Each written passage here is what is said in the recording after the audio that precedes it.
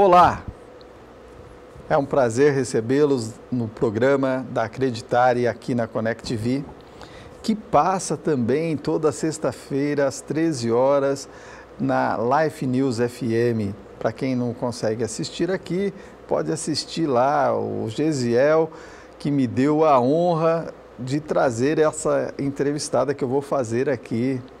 Espero que vocês gostem muito desse bate-papo que a gente vai fazer.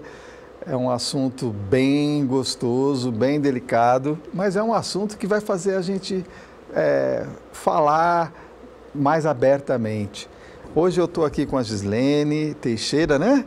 Exatamente. E eu gostaria que ela falasse um pouquinho da profissão dela, que ela não tem só uma, viu, gente? Ela tem várias profissões e sempre defendendo o lado feminino. Então, por favor, Gislene, se apresenta. Primeiro, é um prazer, é uma honra estar aqui, né? Obrigada pelo convite. Sim, eu sou multifacetada. Eu sou sexóloga, eu sou professora, eu sou escritora, palestrante, apresentadora de rádio, de TV e faço mais 1000 coisas aí, né? Sou estudante de direito, sou mãe, sou avó, e a gente segue aí. Gislene, eu gostei muito da ideia do programa que você tem lá na Life News. Conta um pouquinho mais desse programa que eu achei fantástico. O nome do programa por favor. Lá na Rádio New Life, Desperte com Elas. É um programa de entrevista. E nesse programa eu levo pessoas que tenham a agregar com a sociedade, né? Então eu busco essas pessoas que agregam. Por quê? Porque, na verdade, quando eu idealizei o programa, eu pensei exatamente nessa questão de levar conteúdo para a sociedade. Por quê? Porque eu trabalho com ONGs, agora está tudo parado por conta da pandemia, mas eu trabalho com ONGs, eu trabalho com mulheres, e eu atendo muitas mulheres que precisam de muita informação. A gente acha que por conta do Google, Dr. Google, todo mundo sabe tudo e está tudo certo, né? Qualquer coisa está ali. E, na verdade, não é bem assim. Informação é diferente de conhecimento. Verdade. E eu faço um trabalho, eu junto todas as minhas partes, né? Então, eu junto, por exemplo, a parte da professora, eu acabo usando para organizar as questões. Mas eu sou pós-graduada em neurociência, então como é que o cérebro funciona, eu vou trabalhando com isso, programação neurolinguística, também a questão de MBA de capital humano, e aí eu fui amarrando todas essas partes, fiz a sexologia, e cada detalhezinho de cada esfera aí foi pensado, foi costurado para chegar lá na outra ponta e conseguir abordar temas sensíveis que pouca gente aborda, mas que está presente aí no dia a dia de todas as pessoas. Gislene, você sabe que você tocou num assunto que me atrai muito, neurolinguística. É um assunto que o nome fala, né? O quanto ele é importante na nossa vida e o quanto ele ajuda profissionais no dia a dia a se deslanchar, a soltar, a buscar novas formas de lidar com as dificuldades. Fala um pouquinho disso pra gente. Programação neurolinguística é minha paixão, né? É dois. Sou suspeita, até abrir um sorriso, né? Já que você tocou nesse assunto, vamos falar que isso tem tudo a ver com Acreditare. Sim, porque o que acontece, a programação neurolinguística, muita gente não sabe o que é. E assim como o coaching, que eu também sou coach, as pessoas falam, eu escuto falar, mas eu não sei direito como é que funciona. Quando as pessoas descobrirem como funciona, para que serve, né, de onde tira as pessoas e para onde leva, claro que cada caso é um caso, porque depende, é pessoal, né? Não existe um padrão, mas o que as pessoas buscam, aí fica tudo muito mais fácil. E eu falo que a neurociência, a programação neurolinguística e o coaching, ele é né, a gente junta e é o o material perfeito ali para a gente cuidar de pessoas. Que o grande objetivo disso tudo é sempre cuidar de pessoas. Sim. Senão não faria sentido nenhum. E como o próprio termo diz, programação neurolinguística.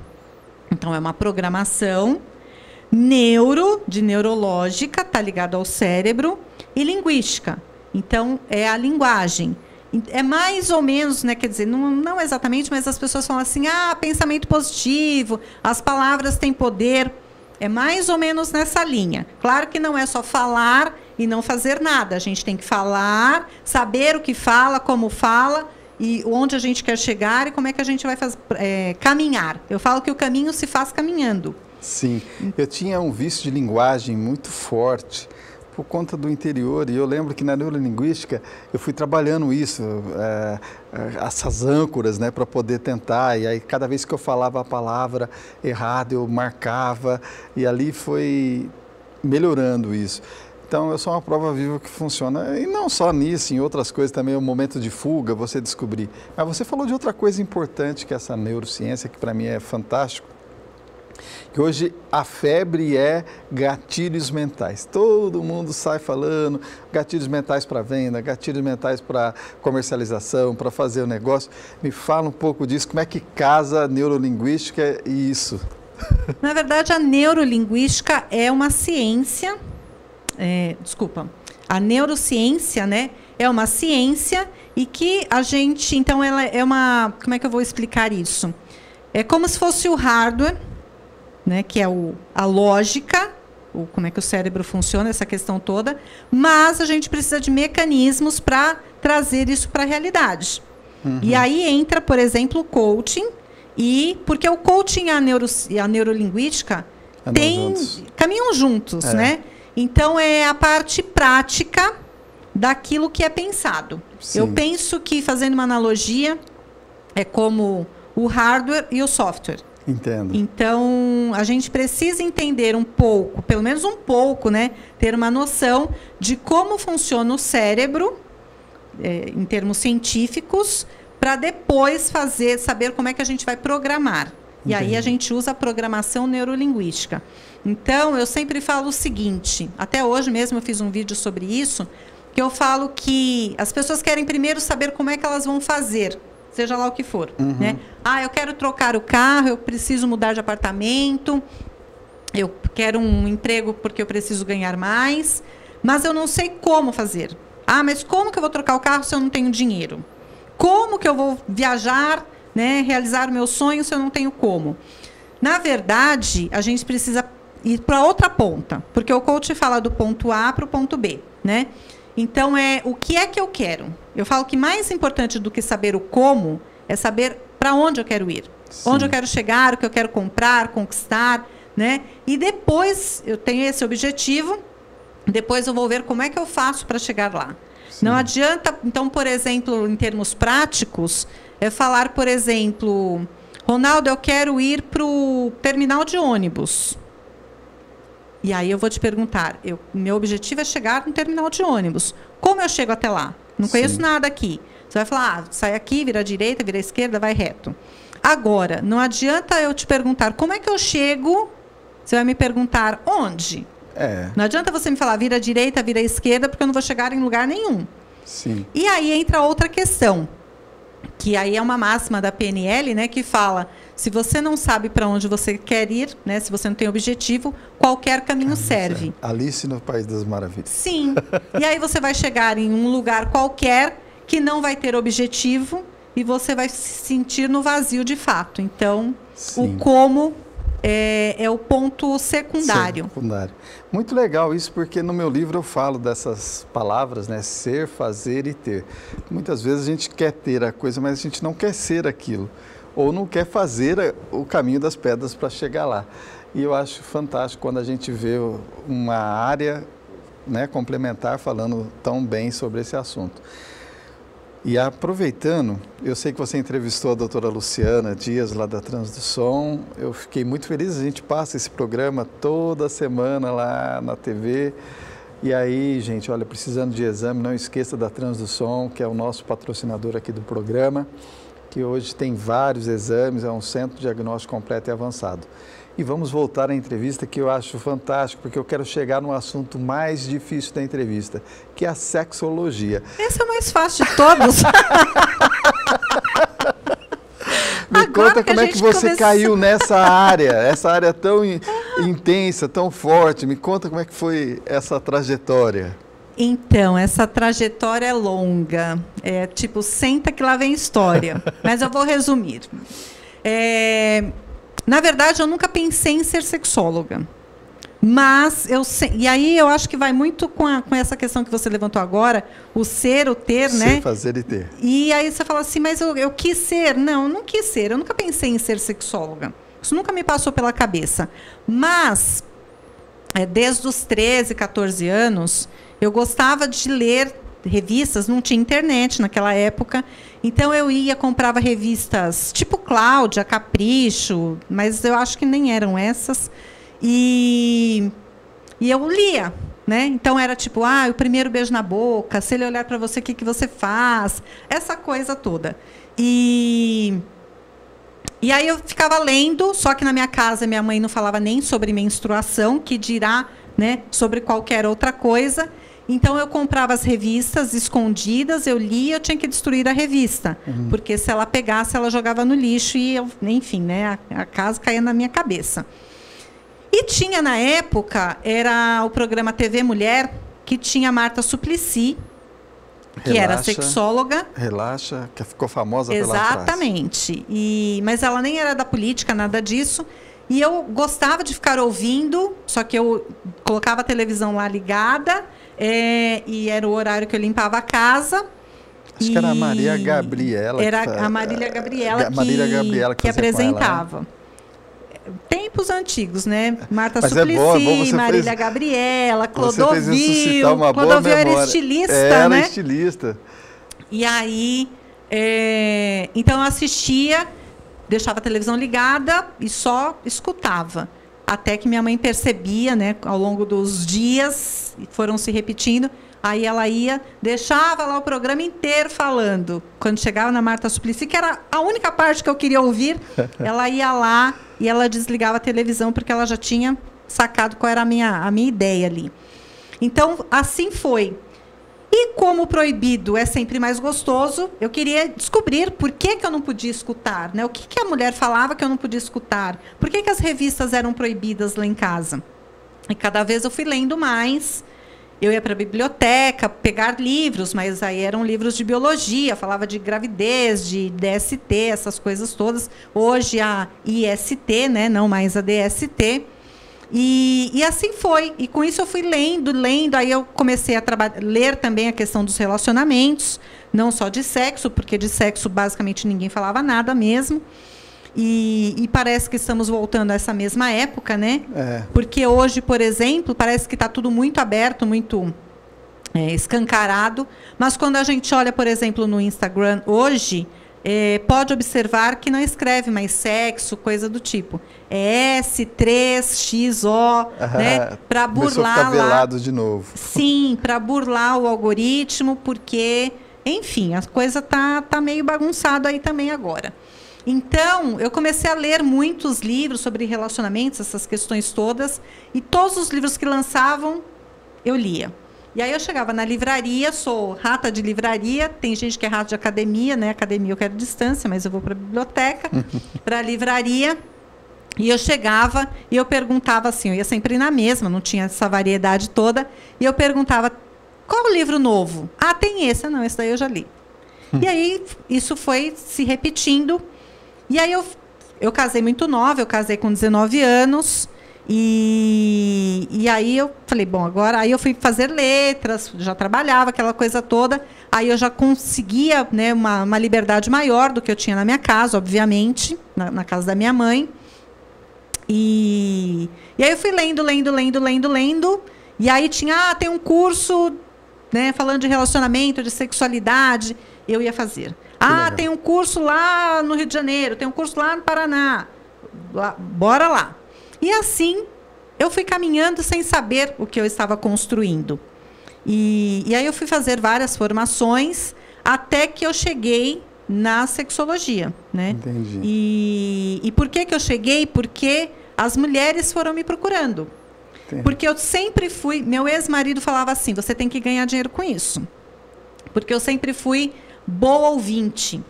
Então, as pessoas chegavam e nem me conhecia, tomavam, 5 minutos e me contavam a vida. Olha que legal. E falava assim, olha, eu nunca contei isso para ninguém. Eu fui estuprada, eu sofri violência doméstica. Eu estava na Suécia e uma mulher, entrei para tomar um café e uma mulher começou a me contar a vida.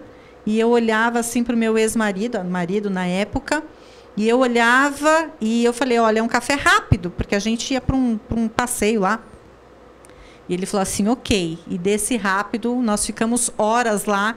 E a mulher me contou a vida, os filhos, os relacionamentos, que ela foi agredida, que ela fugiu do Egito e tal.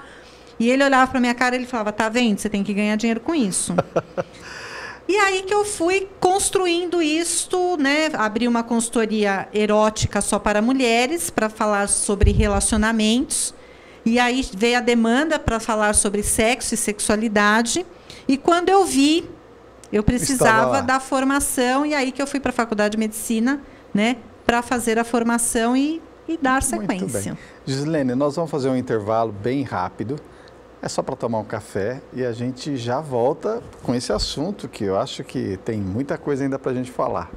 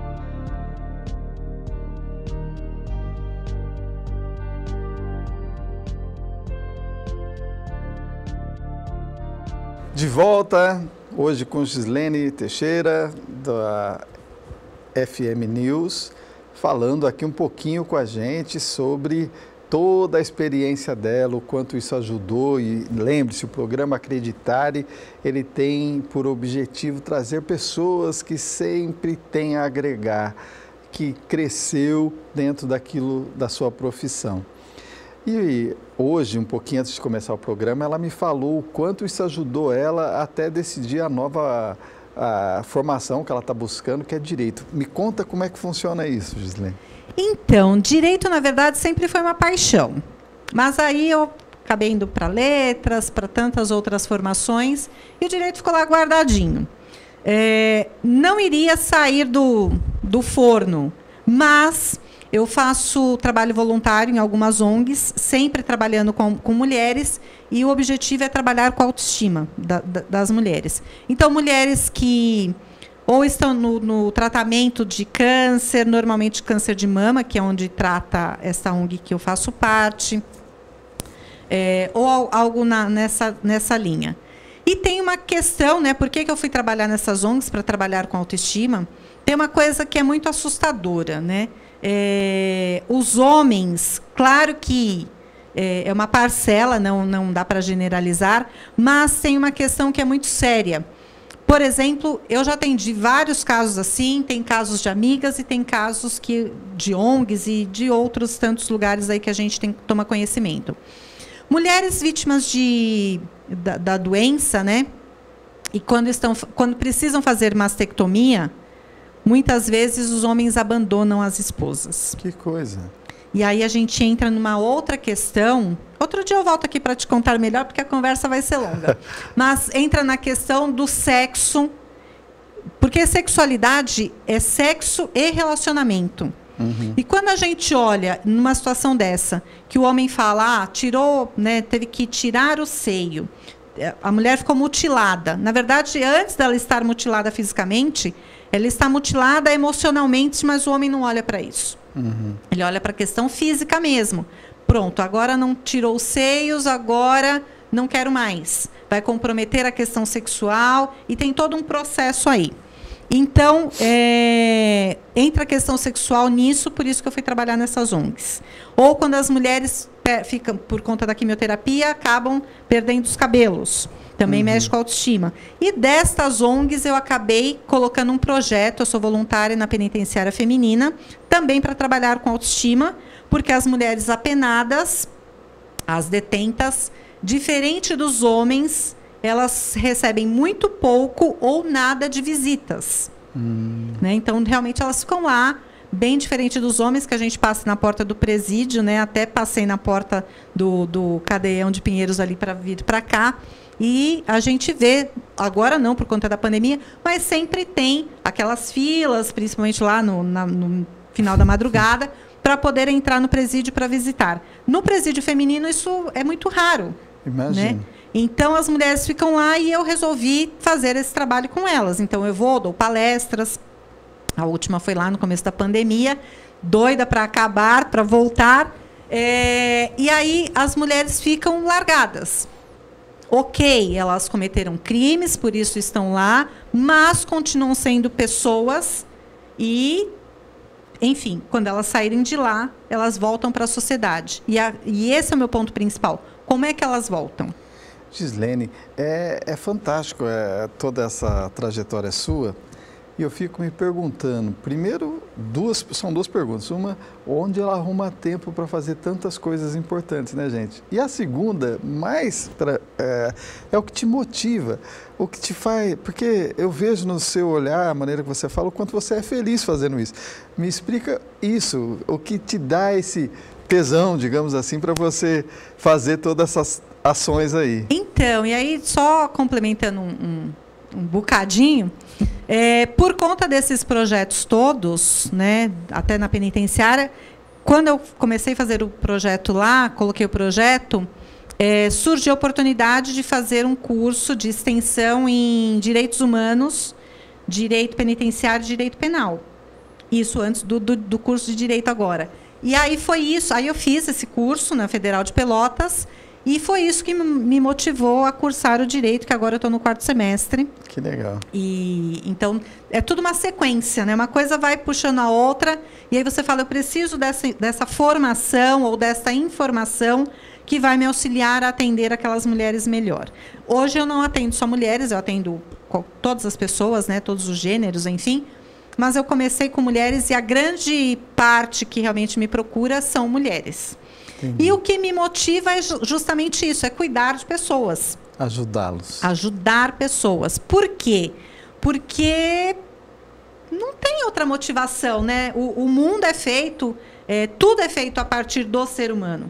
O capital humano, eu fiz um MBA de capital humano, e quando eu fui fazer esse MBA de capital humano, eu já tinha esse olhar, né? Porque tudo parte do ser humano. Não Sim. tem máquinas, não acredito nisso, óbvio, está aí, é uma realidade, né? Somos atendidos por máquinas, tudo é robô, essa coisa toda, mas o ser humano nunca vai ser superado, Verdade. Nem substituído. Então, o que eu vejo é que nós precisamos cuidar de pessoas. E se nós não cuidarmos uns dos outros, não tem nem porquê e não tem motivação para nada, né? Verdade. Porque a gente vai lidar com máquinas como? Verdade. Gislene, um dos motivos que eu escrevi o livro foi exatamente isso. Durante 30 anos eu ajudei várias empresas a se certificar para a qualidade. E eu ficava frustrado na manutenção. Quando eu voltava lá, algumas coisas tinham parado, outras... porque a qualidade do processo, ela se constrói muito fácil. Você consegue sistematizar e correr atrás dos indicadores e trabalhar isso. Mas a qualidade individual, aquilo que faz a pessoa levantar todos os dias, isso precisa ser trabalhado. Então, quando eu resolvi escrever o livro, foi exatamente por isso, que eu sentia que faltava, eu tinha uma obrigação de falar por que eu resolvi me tornar um consultor de qualidade, que é completamente diferente do mundo comercial, né? Que é o quanto você pode ajudar uma pessoa a se desenvolver, o quanto essa pessoa tem recursos, como tem neurolinguística, como tem na própria qualidade, você pode ter um coach, um mentor. Então, existem o psicólogo, hoje a minha filha é psicóloga e eu fiquei muito feliz pela escolha dela, porque de alguma forma complementa com a minha. E aí eu fui olhando isso e pensando, gente, eu preciso fazer algo voltado para as pessoas. E eu fico feliz de ver você falar isso, porque tem muita gente precisando mesmo. Tem muita gente que às vezes não tem o resultado, porque mentalmente ele não está pronto para aquilo que ele está querendo, né? Sim, é um processo, né? Não adianta a gente querer fazer absolutamente nada, porque tudo que a gente faz envolve um querer. Verdade. Né? E os nossos quereres, se a gente olhar, né, colocasse no papel, ele é individual, porque nós somos indivíduos individuais. É né? Então, por exemplo, para que a gente ganha dinheiro? Eu quero dinheiro para quê? Né? Para comprar coisas? Tá, eu quero comprar um carro, um apartamento, ok, fazer uma viagem, para comprar coisas. Mas eu quero comprar coisas para quê? Né? Então, quando a gente vai fazendo essa análise, a gente vê que o dinheiro ele não serve para nada, a não ser comprar. As coisas servem para servir, né? Mas, no fundo, a gente dá a volta, faz o ciclo todo e volta para o ser humano. Sim. Então, não tem nada mais importante que o ser humano, não tem nada mais importante que cuidar de pessoas, não tem nada mais importante que, eu falo sempre, só estamos aqui com um objetivo, só temos um objetivo. E ninguém vai me provar o contrário. Nem adianta. É sermos felizes. E se não for para isso, né, e se não for desse jeito, não faz muito sentido. E que bom que você tocou nisso. Eu tenho um amigo que ele me deixou essa lição. E ser feliz é tão simples, né? Ela está numa coisa... Ela não está tanto assim nos bens materiais. Ela está muito ligada a você conseguir objetivos, você conseguir fazer o outro feliz, né? Onde já disseram aí que amar é ver o outro feliz. Ser feliz é você fazer o outro feliz, gente. E isso é tarefa para poucos. Você realmente tocou num assunto muito bacana. Que voltando ali para o sexo, né? O prazer é quando os dois conseguem ser felizes juntos, né? Sim, eu acho que a gente precisa de outro programa. Quando a gente toca na questão do sexo, realmente entra nessa questão de... É muito comum ouvir assim, meu prazer é ver o outro ter prazer, né? E, na verdade, isso é em todas as áreas. Não precisa ser a questão do sexo. Mas qual é o prazer maior de uma mãe, de um pai, se não é o prazer e a felicidade de ver o filho, né? Então, a questão é... A gente vai dar volta em tudo e vai cair de volta no ser humano e na felicidade. Eu tenho um livro rascunhado sobre felicidade. E, durante muito tempo, eu ia para as ruas mesmo, com a pranchetinha, fazer pesquisa. E eu perguntava o que é felicidade para a pessoa, né? Enfim, se a pessoa era feliz. E a grandíssima maioria respondia assim: eu vou ser feliz quando... Sempre tinha uma condição, né? E aí era quando... E sempre envolvia coisas. Muito próximo de coisas materiais. Eu vou ser feliz quando eu comprar o meu apartamento, eu vou ser feliz quando eu trocar o meu carro, eu vou ser feliz quando eu for promovido na empresa que eu trabalho, eu vou ser feliz quando eu me casar. Sempre tinha um quando. E isso me deixava muito incomodada. Porque, na verdade, as pessoas buscam, por isso que ser feliz é simples. Sim. As pessoas é que complicam as coisas. Verdade. Por quê? Porque as pessoas colocam, né, a felicidade como algo muito grande e, enfim, é um bloco grande. Sim. E, na verdade, ser feliz são fragmentos. São fragmentos de felicidade. A gente não vai ter uma felicidade inteira, completa, né, um bloco ali. Mas são pequenos detalhes. Sim. E são todos os dias, basicamente. Basicamente não, todos os dias. Muitas vezes a gente não percebe esses pequenos detalhes, esses fragmentos de felicidade, porque a gente não se dá conta. Porque pensa nessa felicidade grande. Eu vou ser feliz quando meu filho nascer. Né? Só que você está sendo feliz porque o bebê já está ali, você já sente na barriga, só que você está focando lá no resultado final. Né? E é como uma viagem. Eu vou para Paris. Nunca fui para Paris, é meu sonho.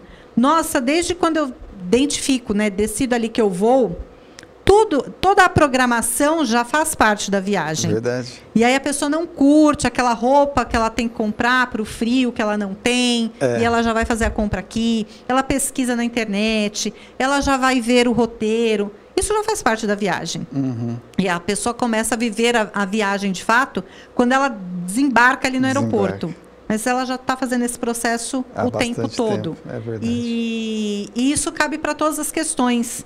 Então, por exemplo, tem gente que não consegue enxergar a felicidade, mas ela passou por uma árvore super florida na avenida, mas ela prestou atenção no trânsito parado. E está ali surtando porque o trânsito está parado. Mas tinha uma árvore linda e ela não se deu conta.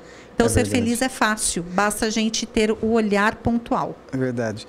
Eu vivo contemplando a natureza exatamente por isso, para não esquecer, primeiro, a origem, né?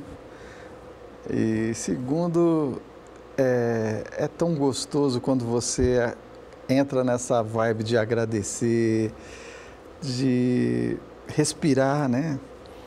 Hoje em dia, com essa pandemia, tantos morreram que perderam a chance de respirar e a gente não dá valor, né? A gente precisa dar mais valor a essas coisas.